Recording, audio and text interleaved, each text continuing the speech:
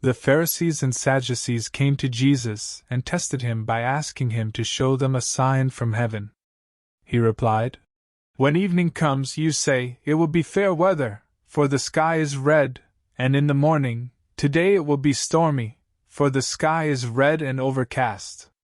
You know how to interpret the appearance of the sky, but you cannot interpret the signs of the times.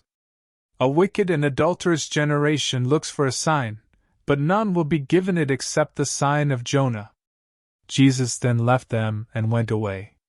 When they went across the lake, the disciples forgot to take bread. "Be careful," Jesus said to them. "Be on your guard against the yeast of the Pharisees and Sadducees." They discussed this among themselves and said, "It is because we didn't bring any bread." Aware of their discussion, Jesus asked, "You of little faith, why are you talking among yourselves about having no bread? Do you still not understand? Don't you remember the 5 loaves for the 5,000, and how many basketfuls you gathered? Or the 7 loaves for the 4,000, and how many basketfuls you gathered? How is it you don't understand that I was not talking to you about bread? But be on your guard against the yeast of the Pharisees and Sadducees." Then they understood that he was not telling them to guard against the yeast used in bread, but against the teaching of the Pharisees and Sadducees. When Jesus came to the region of Caesarea Philippi, he asked his disciples, "Who do people say the Son of Man is?"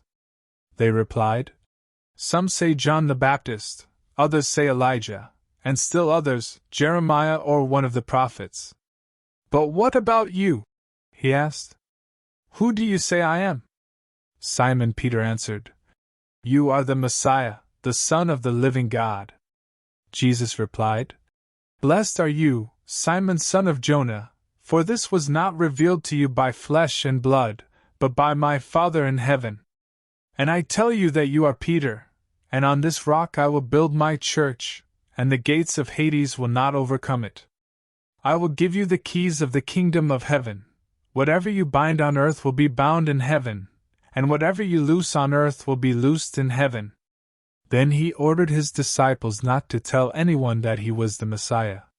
From that time on, Jesus began to explain to his disciples that he must go to Jerusalem and suffer many things at the hands of the elders, the chief priests, and the teachers of the law, and that he must be killed and on the 3rd day be raised to life.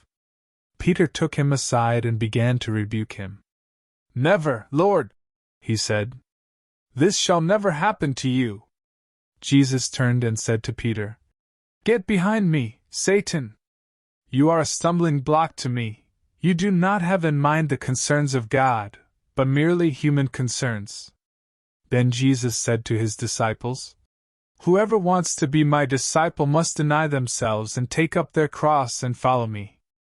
For whoever wants to save their life will lose it, but whoever loses their life for me will find it. What good will it be for someone to gain the whole world, yet forfeit their soul? Or what can anyone give in exchange for their soul? For the Son of Man is going to come in his Father's glory with his angels, and then he will reward each person according to what they have done. Truly I tell you, some who are standing here will not taste death before they see the Son of Man coming in his kingdom."